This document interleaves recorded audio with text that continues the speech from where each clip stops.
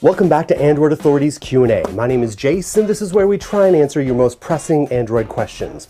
Just like when Vito Labito asks, what are the advantages of having a flexible phone? I don't get it, unless I was going to have sex with it. Well, Vito Labito, an apt name by the way. Yes, you're right, for the moment is a bit of a gimmick, but why I get excited about it is because of the possibilities it brings for the future.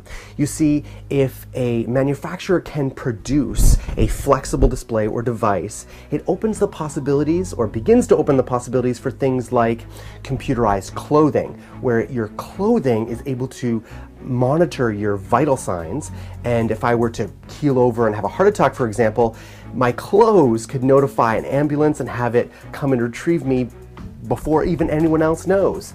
That is amazing. And it also furthers the development of what's called the Internet of Things. And I've talked about this before. It is crazy exciting. The Internet of Things, in short, is the connecting of everything. Like your refrigerator, not just your phone and your car, the obvious things, but I mean everything. Your refrigerator could know when you're running out of milk and could automatically order new milk from Amazon, that kind of thing. But the Internet of Things is not exclusive to electronic devices. No, even animals are included. Yes, that's right. This kind of thing is actually happening as we speak. There are cows that have a biochip inserted into their shoulder that are able to send a message to the farmer when they are in heat via SMS text message. Yeah, I know. You're thinking, how would that actually work? Oh, wait. Bull! That heifer over there wants your babies. Now go get her done. I beat you, no. Bull beat you. Oh, come on, Bull! Damn, that poor heifer. She'll never text me again. Alright guys, let's start off with the best 10-inch tablet. Tushar asks, what is the best 10-inch tablet if I need a laptop replacement? Should I get the current Nexus 10 or wait for the new version? Well, Tushar, there's no real indication yet about when the Nexus 10 would be released, but even if it was, I might not recommend that. I do suggest you look at two other tablets.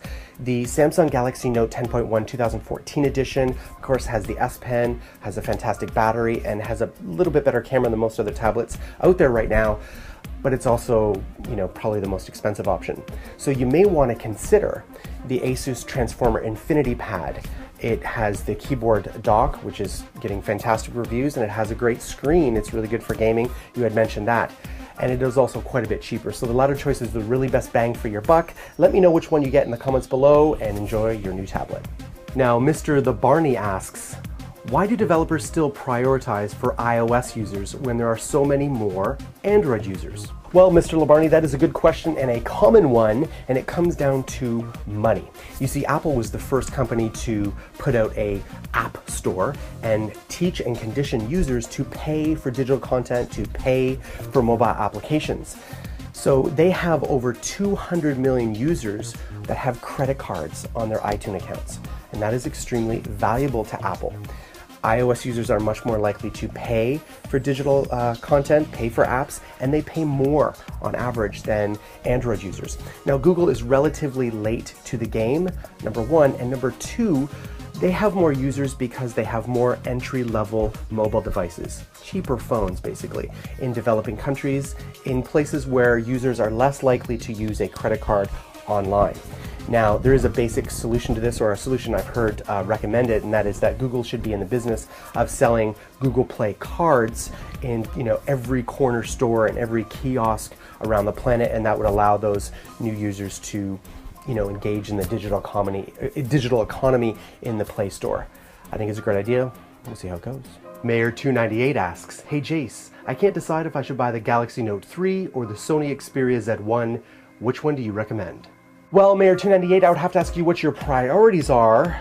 If you already have a tablet, you probably want something significantly smaller, so you might want to consider the Xperia, which has a better camera and the screen is fantastic. But if you don't have a tablet, go for what I think is the best phablet on the market today, that Samsung Galaxy Note 3. It has great video and camera capabilities, and of course has a battery that is 3,000 milliwatt hours. That is amazeballs. So consider those things and let me know which one you get. Good luck. All right, guys, so last up, I wanted to talk about some comments that were made in last week's show regarding the whole 64-bit processor versus a 32-bit processor. I know some of you were upset about the analogy I gave, saying it was not just oversimplified, it was just flat out wrong, because I was suggesting that a 64-bit processor would double the speed of the device using a 32-bit processor. Okay, I didn't say it doubled the speed. I said it was close and there was other factors involved, but I don't want to argue about that. You're right. I should have clarified that the primary purpose of or primary benefit of a 64-bit processor is the fact that it can employ more RAM, and that's always a good thing. So I understand that. And the second thing I wanted to clarify, and what I didn't know, and thank you to Mr.